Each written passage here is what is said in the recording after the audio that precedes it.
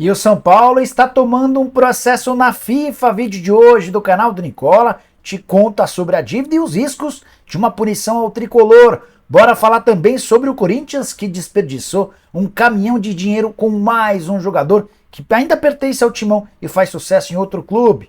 Vou falar também sobre o técnico da seleção brasileira, o técnico interino Ramon Menezes, que encheu a bola de um corintiano e de um palmeirense.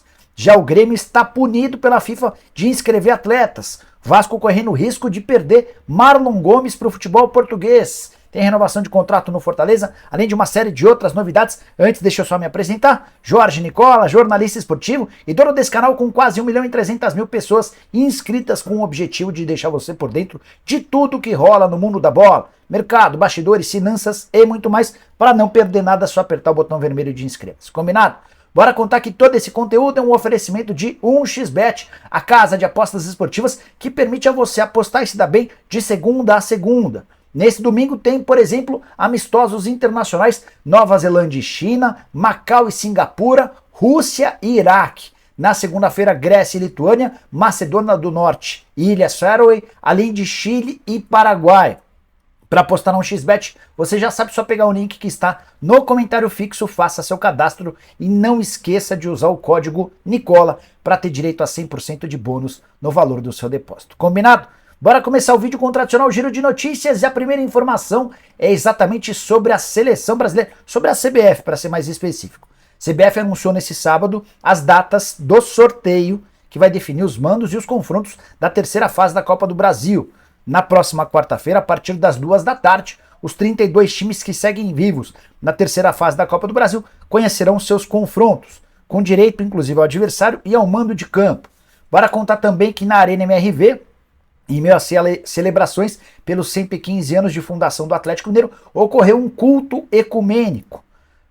Foi a primeira experiência, o primeiro evento, de pequeno porte, obviamente, no futuro estádio atleticano, e o presidente Sérgio Coelho fez um desabafo e foi às lágrimas, bastante emocionado.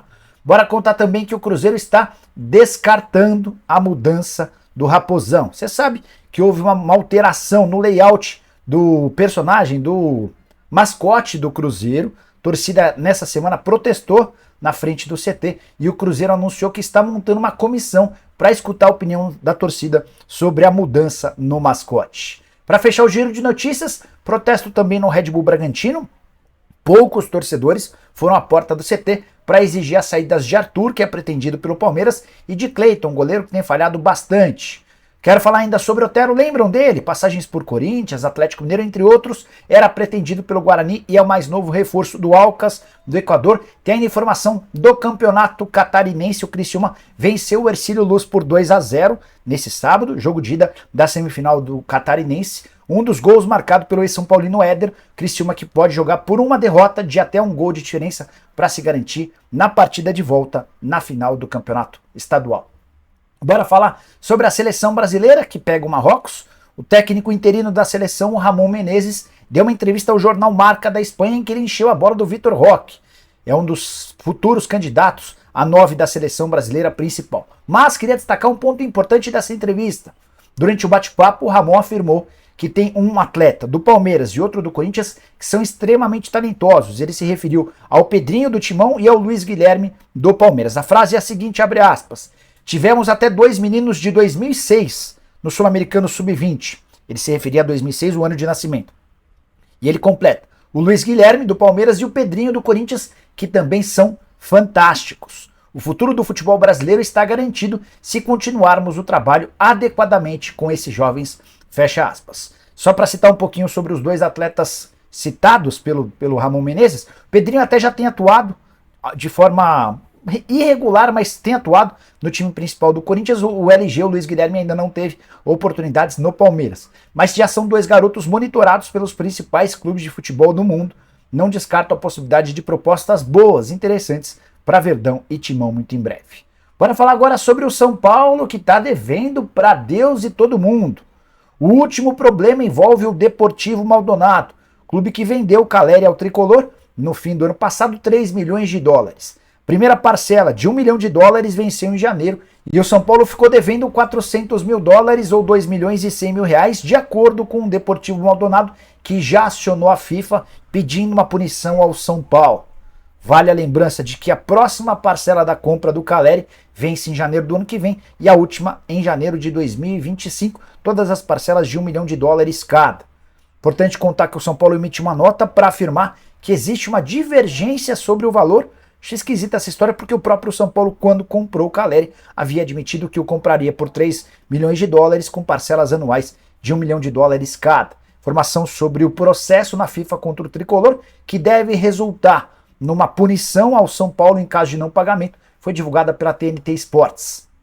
Importante contar que o São Paulo também tem uma série de outras dívidas importantes. Wellington Rato, comprado nesse ano junto ao Atlético Goianiense. Conversei antes do vídeo com o Adson Batista, que é o presidente do Dragão, e ele contou que a primeira parcela que venceu em janeiro era de R$ 2 milhões e o São Paulo só pagou metade, ou seja, R$ 1 milhão. O Adson não descarta a possibilidade de levar o caso à justiça. Próxima parcela vence em junho e é de R$ 1,5 milhão. Também nessa semana surgiu a informação de que o Tricolor deve 2 meses de direitos de imagem a seus jogadores. Bora falar agora sobre Jamerson, o lateral esquerdo do Guarani, que é pretendido pelo São Paulo, pelo Santos e Curitiba. E a maior proposta que o Guarani tem em mãos até esse momento é do Coritiba. O Coxa ofereceu R$ 7 milhões, além dos empréstimos do Meia Regis e do atacante Fabrício Daniel, que tem tudo para ser titular no Guarani na disputa da Série B. Informação sobre essa proposta foi divulgada pelo jornalista Rogério Scarione. O São Paulo havia feito uma oferta de cessão de jogadores sem inclusão de dinheiro, enquanto o Santos ofereceu uma pequena quantia financeira vinculada também a recebimentos futuros.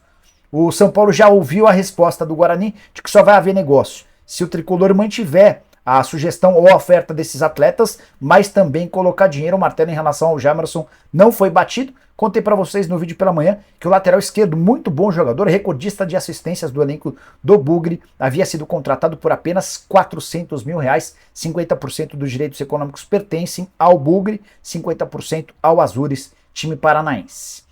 Quero contar sobre o fim da novela Tite, o zagueiro que pertence ao Fortaleza e foi assediado nos últimos dias pelo Bahia. Cheguei a contar para vocês, depois de conversar com o presidente do Fortaleza, o Marcelo Paz, que a única possibilidade de saída nessa janela de transferências é se o Bahia bancasse o valor da multa rescisória de R$ 8 milhões. Pois essa multa não existe mais, é que o Fortaleza e o Tite acertaram a prorrogação do contrato.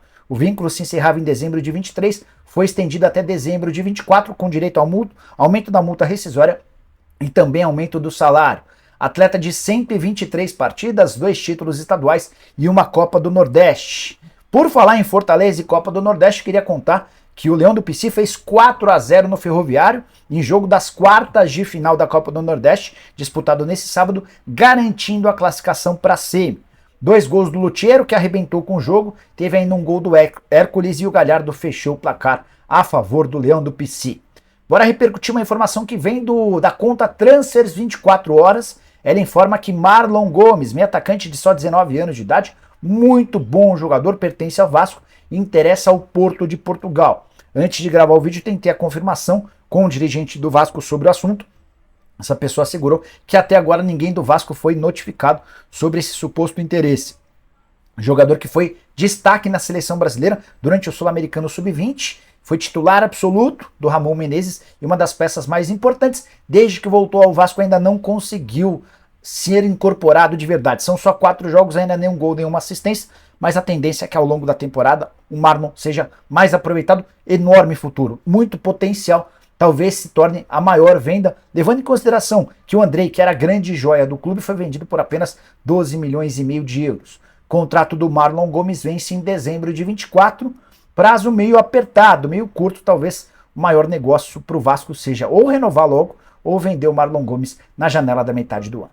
Bora falar agora sobre o Grêmio com uma boa e uma má notícia. A boa notícia é que o Tricolor, no sufoco, depois de vitória de virada por 2-1 contra o Ipiranga, venceu o time de Erechim nos pênaltis e está nas finais do Campeonato Gaúcho. Vai esperar o vencedor do confronto entre Internacional e Caxias. Adriel, goleiro do Grêmio, foi o grande destaque durante as cobranças, com direito a vários pênaltis importantes perdidos pelo Grêmio. Reinaldo, por exemplo, Diego Souza, foram alguns dos que perderam. O Adriel precisou salvar a pele desses caras, fazendo boas defesas nos pênaltis e colocando o Grêmio na decisão. É uma notícia diz respeito, inclusive a informação veio do Paraguai. O Grêmio foi punido pela FIFA com um transfer ban, ou seja, ele até pode contratar jogadores, mas está impedido de inscrevê-los até que pague uma dívida com o Cerro Porteño.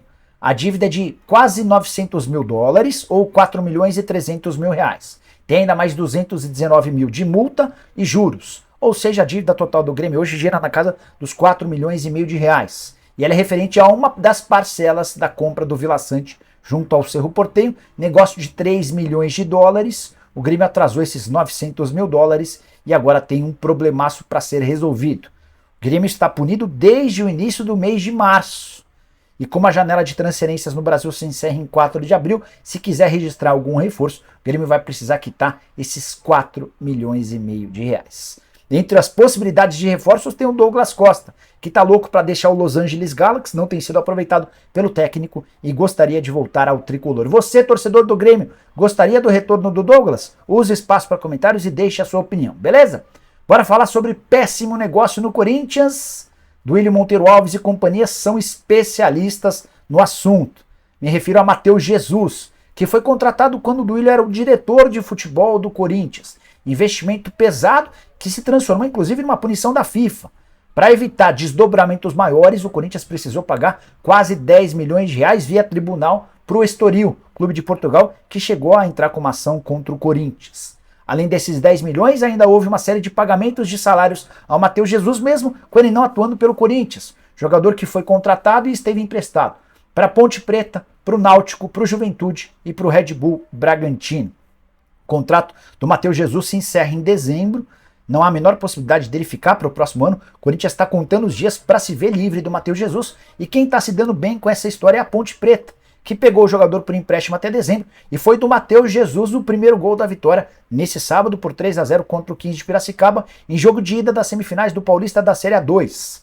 Jogo em Piracicaba que praticamente coloca a Ponte Preta na final da Série A2 do Paulista e também de volta à primeira divisão. O campeão e o vice sobem para a elite do futebol estadual. O Matheus Jesus abriu o placar, outros dois jogadores da Ponte ampliaram para a vitória 3-0 e agora a Ponte joga podendo perder por até 2 gols de diferença na volta em casa para assegurar a classificação para a final e também o retorno à Série A1 do Paulista. E você, queria que você elencasse no espaço para comentários os piores negócios feitos pelo Corinthians nos últimos tempos.